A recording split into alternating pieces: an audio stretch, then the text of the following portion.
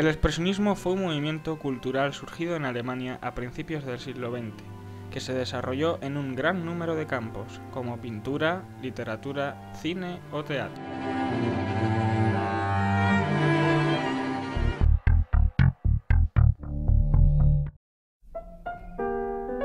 Se podría afirmar que el expresionismo alemán corresponde a un tiempo previo a una guerra, a una derrota, a un fin de régimen y a la víspera de un terrible destino político.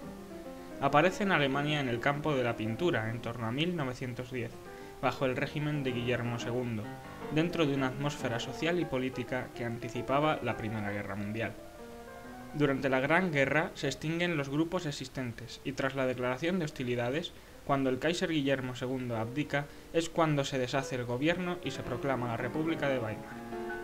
Pero este nuevo gobierno sufre diversas hostilidades por parte de la burguesía, los grandes industriales y el ejército, sufriendo 2 intentos de golpe de Estado. Todo esto, sumado a la grave situación económica de este periodo, supone un caldo de cultivo para el nacimiento del movimiento más importante en Alemania, el expresionismo.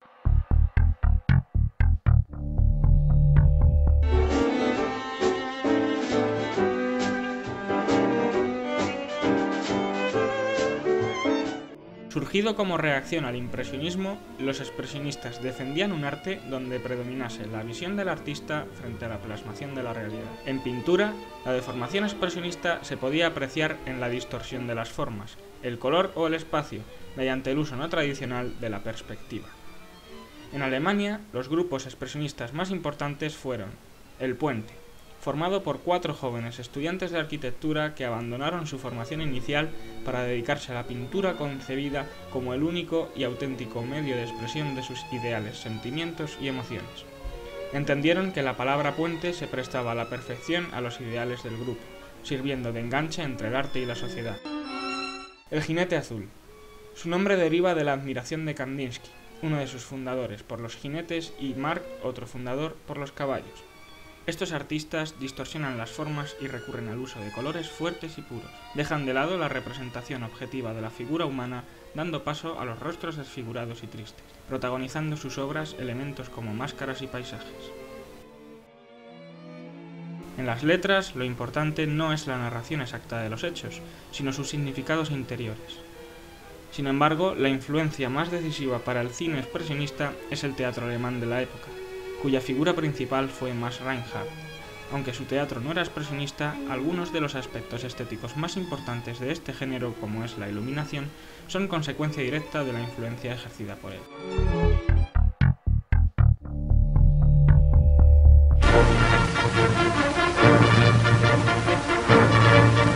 La UFA, en sus comienzos, fue creada por el gobierno, con un fin principalmente propagandístico. En 1918, después de la derrota alemana, pasa de manos del gobierno a manos privadas. Con este cambio, a los fines propagandísticos se suman otros más prácticos, los comerciales. Toda la producción fílmica alemana inmediata a la posguerra era sintomática del éxodo psicológico del mundo exterior que estaba atravesando el pueblo alemán. La producción se componía desde films con alto contenido sexual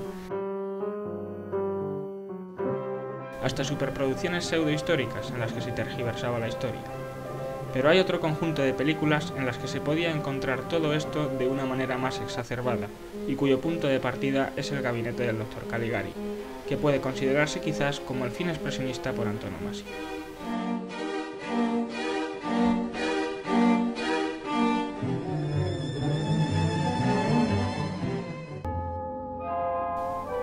Aunque ya existían otras películas precursoras del expresionismo alemán como El Golem y El Estudiante de Praga, película que supone la máxima expresión de lo que el cine alemán de esa época podía ofrecer.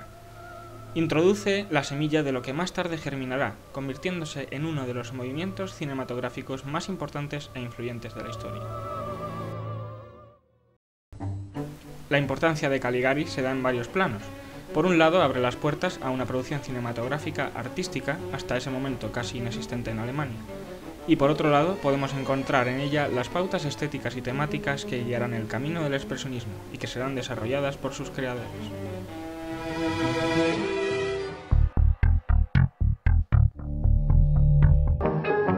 Lo sobrenatural, lo fantástico, lo desconocido y lo siniestro pueblan las películas bajo distintas formas.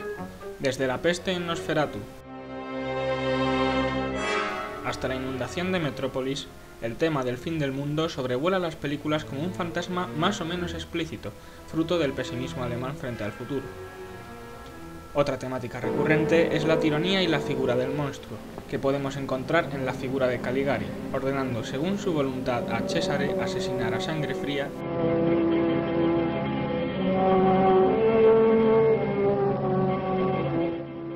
o en el rabino Loeb manipulando al golem.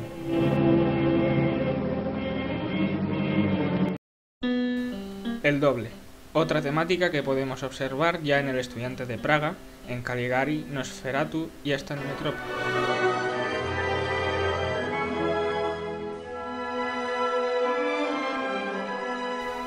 Metrópolis representa un punto de inflexión dentro del cine alemán.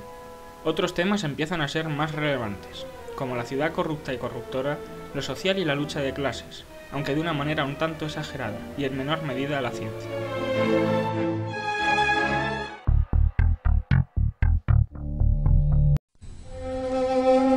Los decorados del gabinete del Dr. Caligari son una demostración paradigmática de la deformación expresionista. Las perspectivas son intencionadamente falseadas, calles que se pierden oblicuamente, frentes de las casas completamente asimétricos y espacios cerrados y asfixiantes. Todo esto sirve para introducirnos en la psique del trastornado protagonista.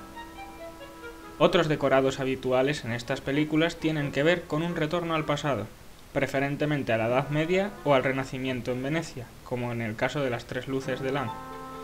Todas estas películas se inscriben en la tendencia cinematográfica de la época, inaugurada por Caligari, que rechaza la utilización de exteriores. Sin embargo, los paisajes de Nosferatu, uno de los films más emblemáticos, fueron realizados en exteriores, logrando transportarnos a un pasado aún más tenebroso que el resto de ellos. Otro aspecto es la interpretación. Se deja de lado la actuación realista, demostrando afectación hasta el extremo, a veces de forma violenta y abrupta, con movimientos entrecortados y mecánicos, y en muchos casos con excesivo maquillaje. El uso de luces y sombras será el único de los recursos cinematográficos que seguirá teniendo vigencia años pasado el expresionismo, mientras que el resto de los recursos ya han sido ampliamente abandonados a favor de un mayor realismo.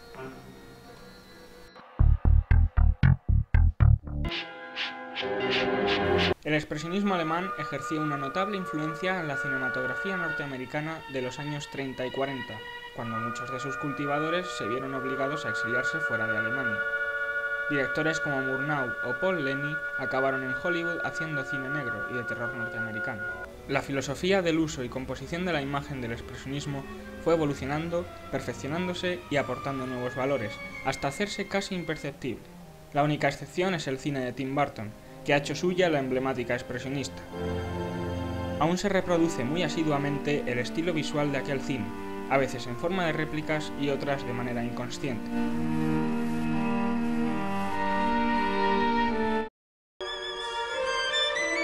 El cine expresionista es uno de los productos culturales más destacados de una época. Se extingue hacia 1926, en una breve etapa de estabilidad económica y política en Alemania. La pureza del expresionismo tiene como razón principal ser la traducción en arte de la desesperación y el miedo del pueblo alemán en una época oscura.